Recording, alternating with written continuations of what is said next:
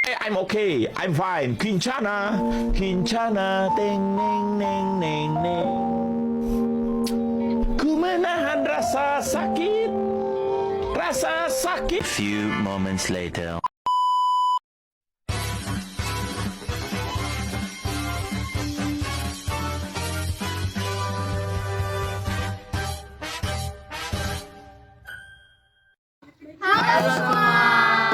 Baik, kami di sini dari kelompok Ujung Terika akan menjelaskan sumber bunyi dari gelas berisi air dan juga kosong, dan sebuah gitar dan gendang.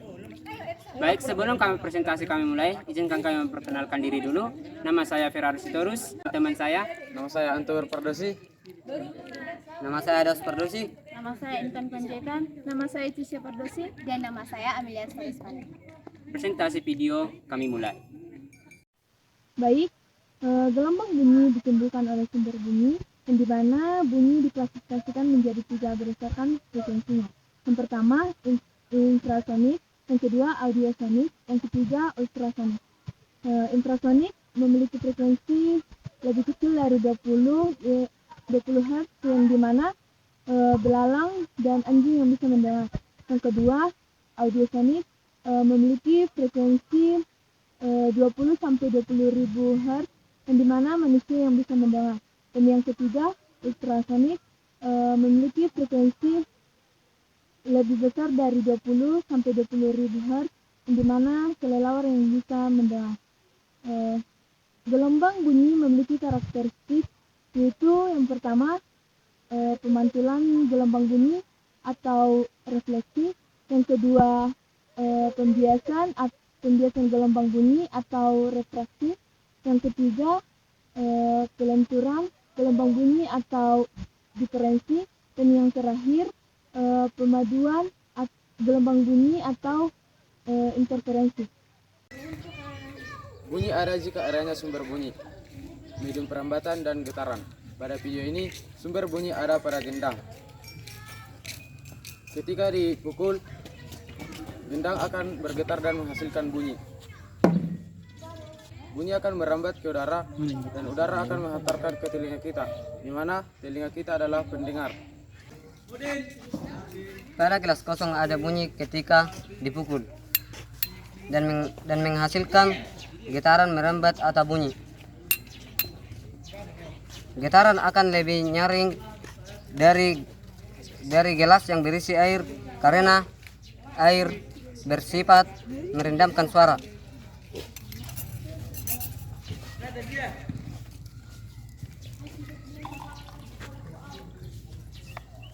Jika gelas diberi air, maka bunyi yang akan dihasilkan akan lebih rendah, karena air menurunkan frekuensi getaran dan berfungsi meredakan intensitas bunyi.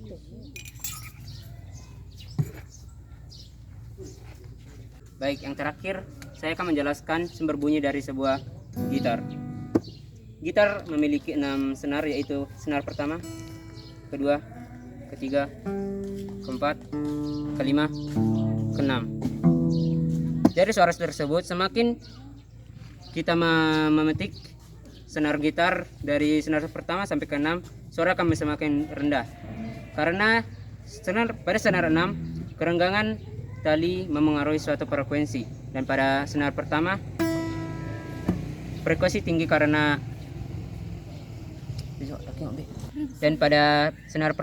bunyi akan lebih nyaring dan frekuensi akan lebih besar. Jadi dapat kita simpulkan bahwa besar kecilnya frekuensi juga dipengaruhi oleh sebuah tegangan. Baik, kesimpulan dari pengamatan gelombang bunyi yang dihasilkan oleh gitar, gendang, dan juga gelas. Baik, saya akan membahas satu persatu. Yang pertama adalah gitar. Gitar menghasilkan bunyi ketika senarnya dipetik. Getaran dari senar memindahkan energi ke udara sehingga menghasilkan gelombang bunyi. Frekuensi getaran senar menentukan tinggi nadanya yang dihasilkan. Senar yang lebih tegang dan lebih pendek menghasilkan nada yang lebih tinggi. Sedangkan senar yang lebih renggang dan lebih panjang akan menghasilkan nada yang lebih rendah. Selanjutnya adalah gendang. Gendang menghasilkan bunyi ketika permukaannya dipukul. Getaran pada gendang memindahkan energi ke udara sehingga menghasilkan gelombang bunyi. Ketegangan membran dan ukuran gendang mempengaruhi frekuensi dan intensitas suara membran. Yang lebih tegang menghasilkan nada yang lebih tinggi, sedangkan membran yang lebih rendah, ukuran dan bentuk gendang juga mempengaruhi resapan kualitas yang dihasilkan. Selanjutnya, yang ketiga adalah gelas. Gelas menghasilkan bunyi ketika dipukul atau digesek dengan menggunakan bahan yang kasar ataupun dengan alat yang kasar. Getaran menciptakan gelombang bunyi dari udara. Nada yang dihasilkan tergantung pada ukuran, bentuk, dan material gelas. Gelas yang lebih besar dan lebih tebal cenderung menghasilkan nada yang lebih rendah.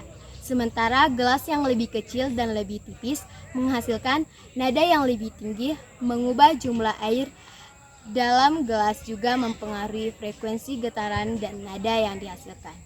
Baik, sekian dari kesimpulan tentang pengamatan gelombang bunyi dari gitar, gendang, dan juga gelas. Terima kasih.